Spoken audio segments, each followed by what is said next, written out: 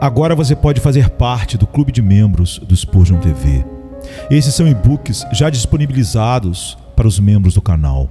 Todos os dias, novos e-books são adicionados junto com outros benefícios que só os membros têm. Sendo um membro, você passa a ajudar no crescimento desse ministério, tanto na quantidade do que podemos publicar, como na qualidade do material. Nosso propósito é, juntos, atingirmos o maior número de pessoas com solo escritura. Seja um membro do Spurgeon TV. Ainda que eu ande pelo vale da sombra da morte, não temerei mal algum, porque tu estás comigo, a tua vara e o teu cajado me consolam. Salmo 23, verso 4. Chamo sua atenção primeiro para o vale e seus terrores, o vale da sombra da morte. Imagine uma ravina estreita, algo parecido com o vale Gondo Gorge ou alguma outra passagem severa nos Alpes mais altos, onde as rochas parecem empilhadas até o céu e a luz do sol é vista acima como através de uma fenda estreita. Às vezes, as dificuldades são acumuladas uma sobre a outra, em pilhas, e a estrada é uma passagem triste pela qual o peregrino, em sua jornada para o céu, deve seguir seu caminho. Coloque diante dos olhos um vale fechado com rochas estupendas que parecem encontrar-se acima. Uma passagem estreita, escura, como a meia-noite. Por meio desse vale, ou desfiladeiro rochoso, o corredor celestial deve seguir o caminho designado para ele no propósito eterno da mente infinita. Através de uma fenda tão sombria, muitos filhos de Deus estão seguindo o seu caminho neste momento, e a eles eu falo. Nossa primeira observação sobre isso é que é extremamente sombrio. Essa é sua principal característica. É o vale da sombra, a sombra da morte. A morte é terrível e a própria sombra dela é fria e gelada. Congela até o âmago. Já fiquei sob rochas que não apenas me esfriaram, mas lançaram um frio úmido horrível, como se o abraço da morte tivesse estado sobre mim e seu frio dentro de mim. Você se apressa em escapar de uma sombra mortal que tende a te atingir como uma febre. E talvez essa seja a sombra lançada pelas asas da morte, quando o homem sente que está sob tamanha dificuldade que não pode viver e nem mesmo deseja fazê-lo se pudesse. A alegria da vida foi como o sol sob um eclipse, e na sombra fria, escura e úmida de uma tristeza terrível, o homem se acovardou e, sob o ataque gelado da dúvida, tremeu, sentiu-se febril e assustado, e ficou como um fora de si. Eu falo com alguns jovens corações aqui que, espero, não conhecem nada sobre essa escuridão. Não desejo conhecê-la. Mantenha-se brilhante enquanto puder. Cante enquanto puder.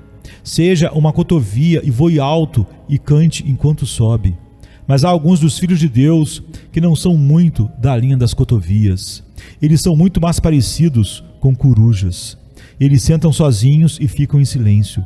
Ou se abrem a boca, é para dar um grito descontente. Companheiros de dragões e companheiros muito adequados, esses tristonhos precisam de toda a gentil simpatia que podemos lhes oferecer. Mesmo aqueles que são brilhantes e alegres, muitos deles, ocasionalmente, passam pelo vale sombrio, onde tudo é triste e seus espíritos caem abaixo de zero. Eu sei o que irmãos sábios dizem. Você não deve ceder aos sentimentos de depressão, certo? Não devemos mesmo, mas nós o fazemos, infelizmente. E talvez, quando seu cérebro estiver tão cansado quanto o nosso, vocês não se comportem com mais coragem do que nós. Mas as pessoas desanimadas são culpadas ao alimentarem isso. Eu sei que são, mas também são dignas de compaixão. Talvez, se aqueles que simplesmente apontam isso com tanta fúria pudessem saber o que é a tristeza dentro delas, eles achariam cruel espalhar apenas culpa onde o conforto é necessário. Existem experiências dos filhos de Deus que estão cheias de escuridão espiritual. Estou quase convencido de que aqueles dos servos de Deus que foram mais favorecidos sofreram, no entanto, mais vezes de escuridão do que outros. O pacto nunca é conhecido por Abraão tão bem quando um horror de grande escuridão vem sobre ele. E então ele vê a lâmpada brilhante se movendo entre as peças do sacrifício.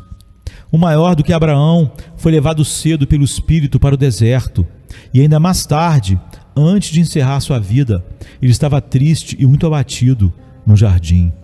Nessa tristeza, para a qual há uma necessidade, os crentes têm um contraste negro que destaca o brilho do amor eterno e da fidelidade. Bendito seja Deus por montanhas de alegria e vales de paz e jardins de prazer.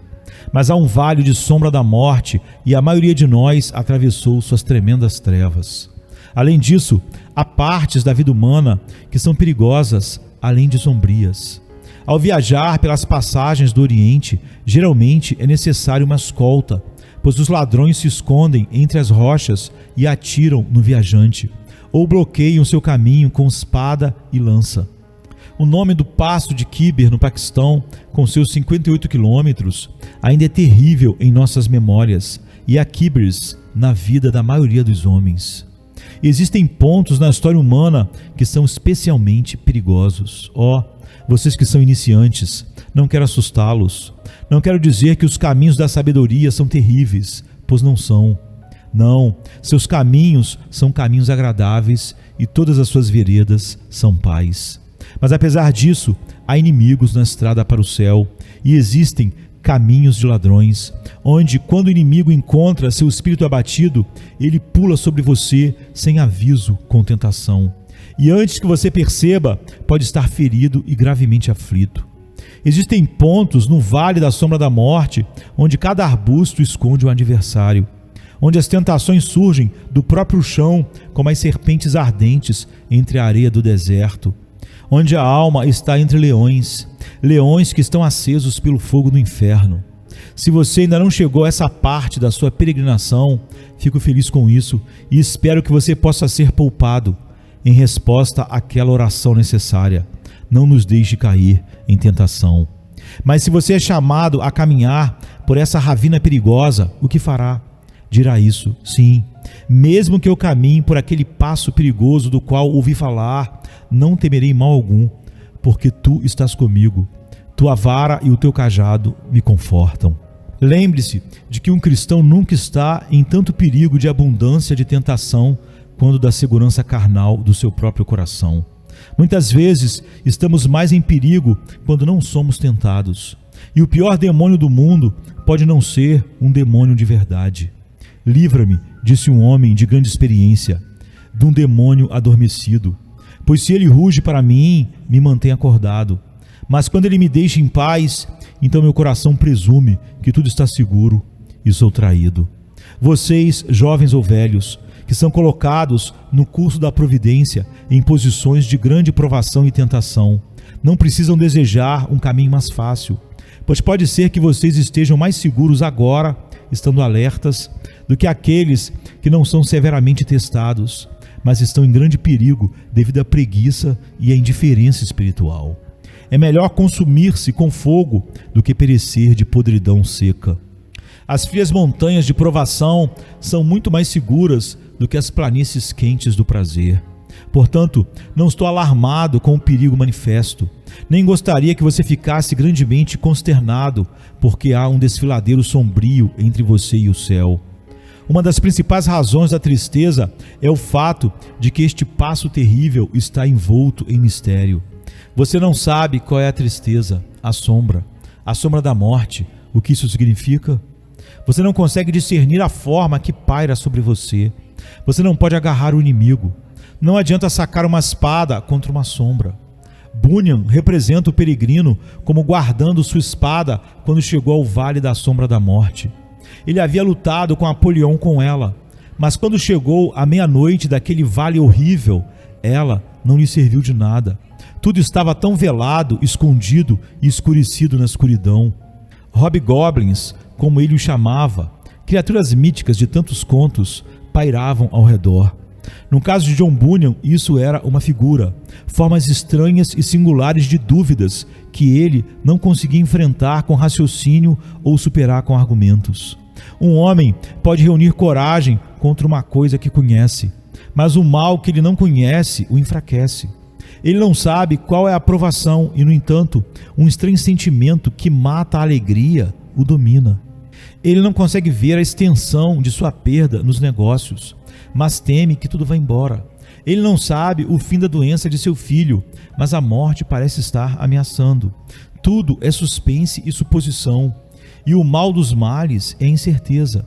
O que assustou Belsazar quando a escrita apareceu na parede, sem dúvida, foi que ele podia ver a mão, mas não conseguia ver o braço e o corpo aos quais a mão pertencia.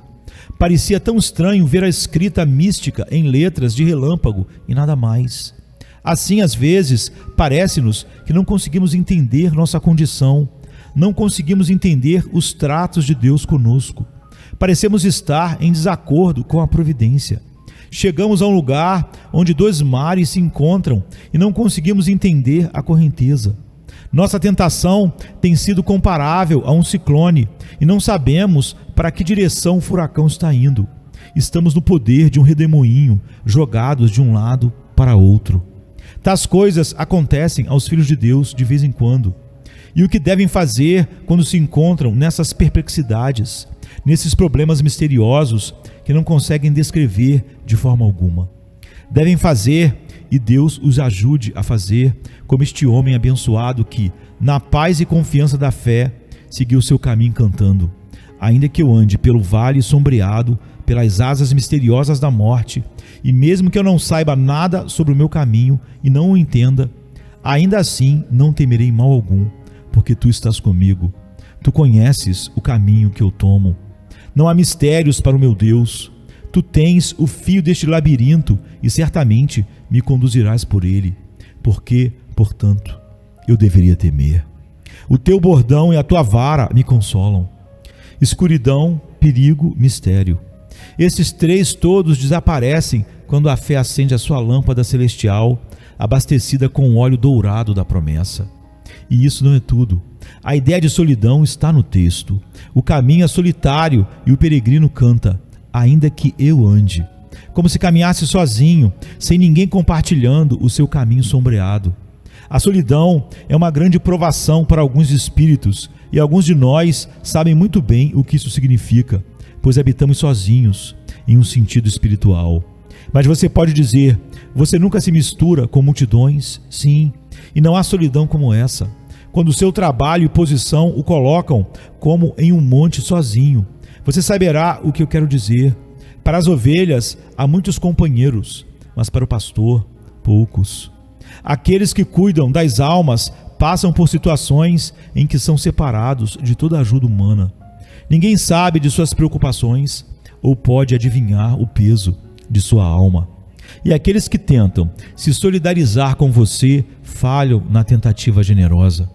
Alguns de vocês talvez estão em uma posição em que reclamam: ninguém jamais foi testado como eu. Sinto como se Deus tivesse me colocado como alvo de suas flechas. Ou talvez você murmure: pode haver muitos mais aflitos do que eu, mas nenhum do meu modo peculiar. Sofro singularidade de prova. Assim é, e isso é uma parte essencial da amargura do seu cálice, lamentar que você esteja sozinho. Mas você não dirá com seu divino mestre: você me deixará sozinho, e contudo, não estou sozinho, porque o Pai está comigo.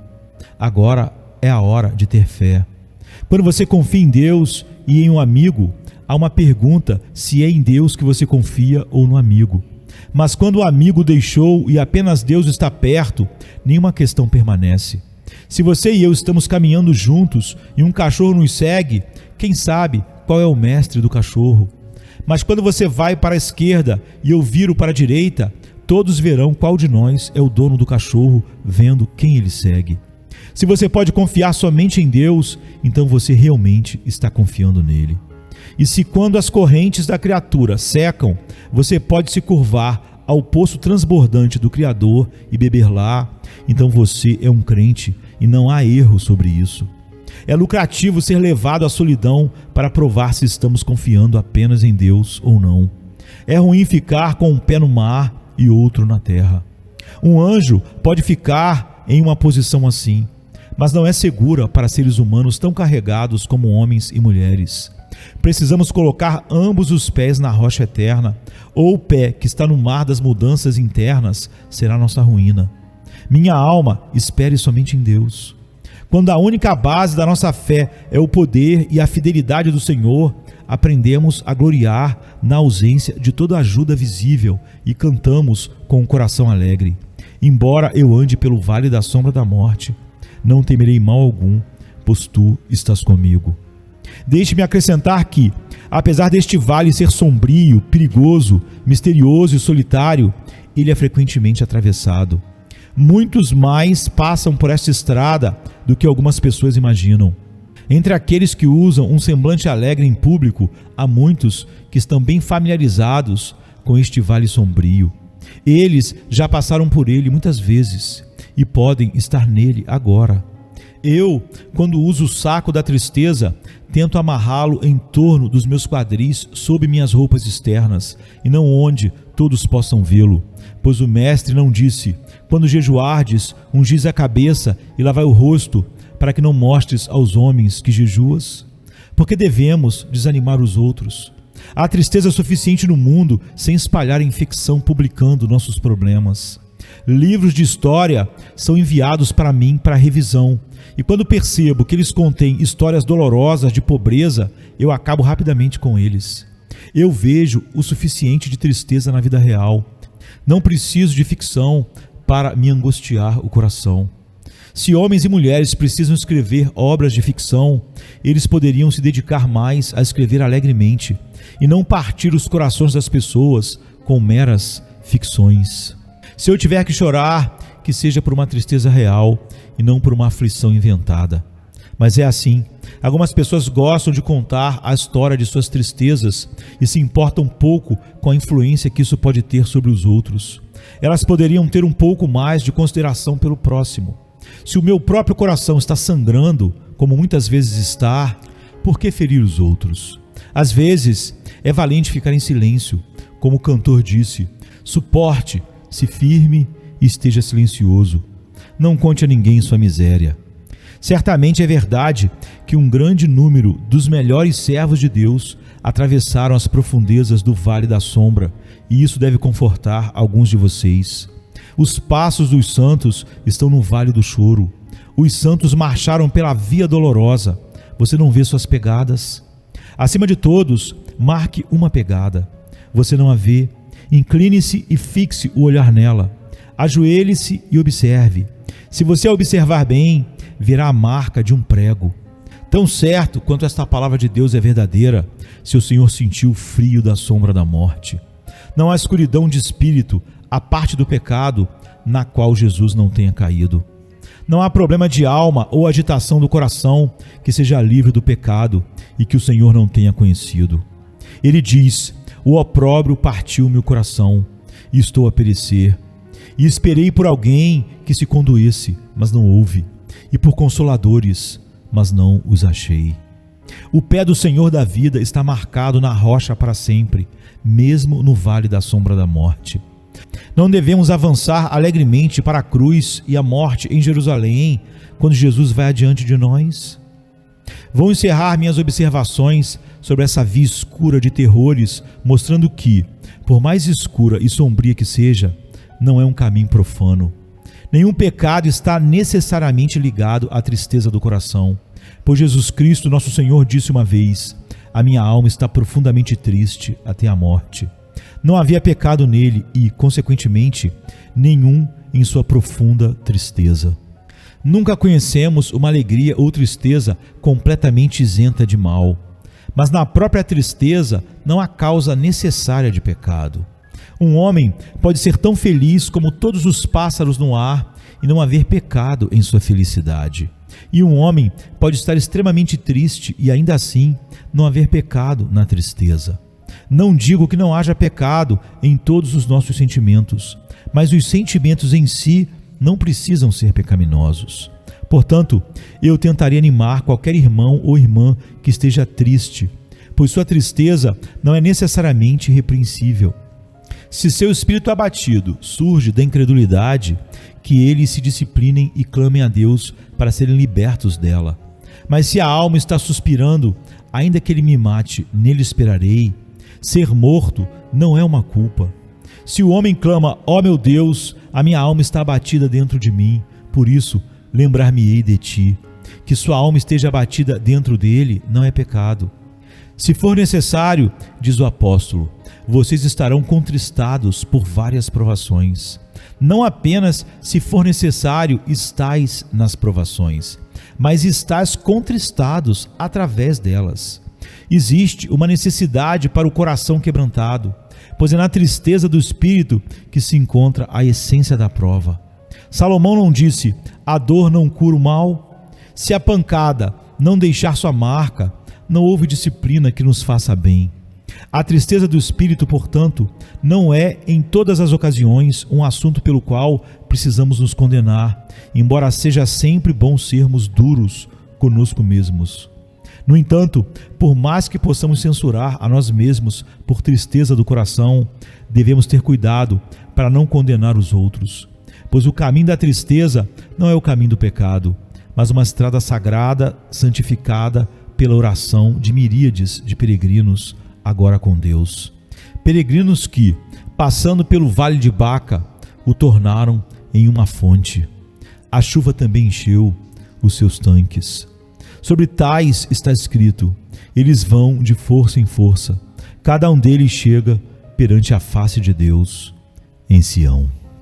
Nesta vida, até hoje, eu gritei em muitos vales sombrios de depressão de espírito. Ainda que eu ande pelo vale da sombra da morte, não temerei mal algum, porque tu estás comigo, a tua vara e o teu cajado me consolam. Venha se cansado estás, e eu descanso darei.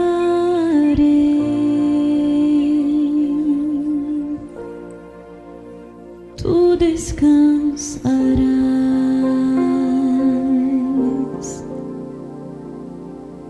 Venha-me se não tens paz, e eu darei paz sem fim. Terás paz sem fim. O meu jugo é leve, o meu fardo graça dá. Tome tua cruz, te darei a paz.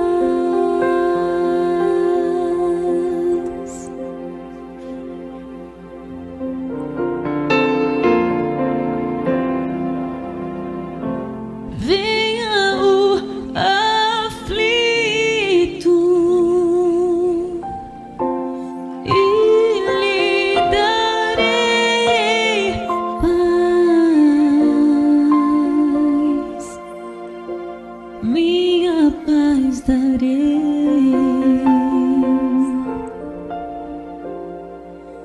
Venha-me na dor sem fim, e eu darei paz, darei minha paz.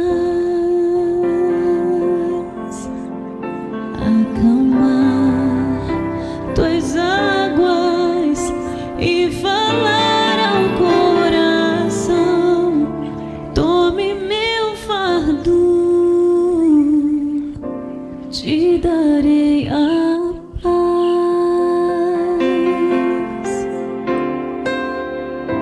Venha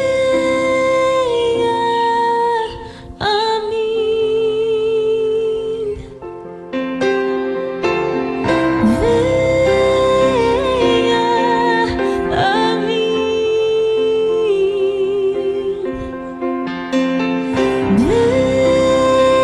venha a mim.